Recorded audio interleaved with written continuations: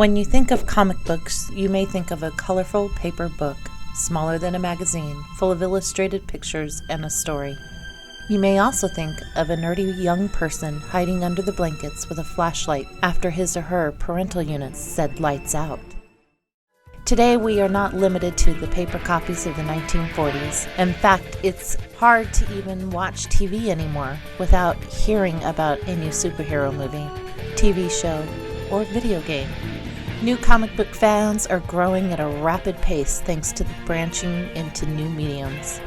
With the adaptation of comic books to screen, our superheroes have become more alive than ever before. In 1943, DC Comics' Batman left the safe haven of the paper novels and hit the big screen.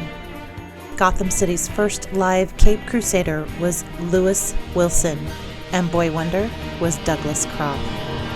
Folks, the first Batman was not Adam West. Someone here called Batman? Yes, I'm Batman. Telegram. The 1943 Batman movies were roughly 25 to 30 minutes in length, and 15 of them were made. In 1944, Marvel Comics' Captain America also hit the big screens.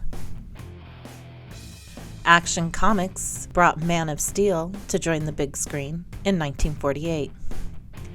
In 1952, the Man of Steel was made for television and found instant fame after a 1-hour pilot aired. While some of these programs were well received and gained popularity, they never caught on quite as well as the current superhero films of the last few years. Since their beginning, superheroes have always been an important part of our culture, especially with our youth. So it should not be a surprise that with the growth of technology advancements in media, superheroes would be fast to adapt to them. Some of the first movies to start this new era of superhero films were the Spider-Man movies directed by Sam Raimi, with Tobey Maguire as Peter Parker.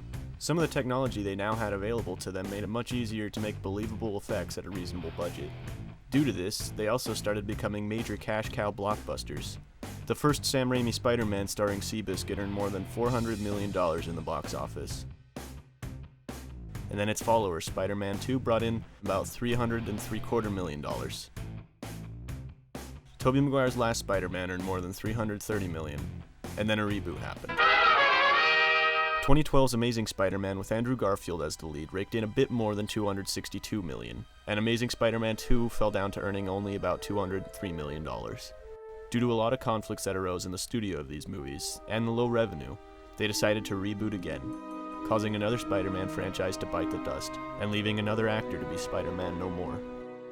But hey, all 5 of these movies combined still earned $1,578,707,909. And this is just the Spider-Man franchise. In 2008, another Marvel character, Iron Man, was brought to film. It was widely well received and earned almost $320 million at the box office. One of the most important things that came from this movie, though, was one particular scene that ran after the credits. Nick Fury, director of S.H.I.E.L.D. I'm here to talk to you about the Avenger Initiative. Comic book fans collectively lost their minds because we knew what this meant.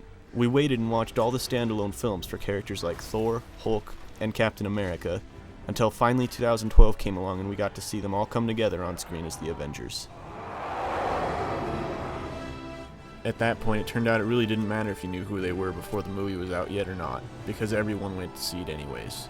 And I mean literally everyone. It ended up being the highest grossing film of 2012, and went on to become the 3rd highest grossing film of all time, making over $1 billion in 19 days. Since 2012, there have been 6 more movies added to the Marvel Cinematic Universe. There were sequels for Thor, Captain America, Iron Man, and the Avengers, and they also added some new characters to the films. Some of the more outlandish ones, like Guardians of the Galaxy and Ant-Man. And every single one of them was wildly successful, which led to the Marvel Cinematic Universe now being the most profitable film franchise of all time. Even though DC is only just starting out with a shared universe with Batman vs. Superman, they still had a fairly long and successful run in theaters also. The Batman franchise alone is the 5th most profitable film series. And yes, that does include the kinda weird Joel Schumacher ones. The Superman franchise is also high up on the list, being the 23rd most successful franchise. It's pretty clear that comic book movies aren't going to go away anytime soon. If the financial and critical success isn't enough of an indicator of this, Take a look at the list of movies DC and Marvel have announced that they plan to work on for the next several years. Marvel intends to release at least 9 movies up until 2019, and DC's aiming for 10 releases until 2020. It's pretty hard at this point to tell what the impact of all these superhero movies will have years from now, but there will definitely be some kind of imprint to look back on.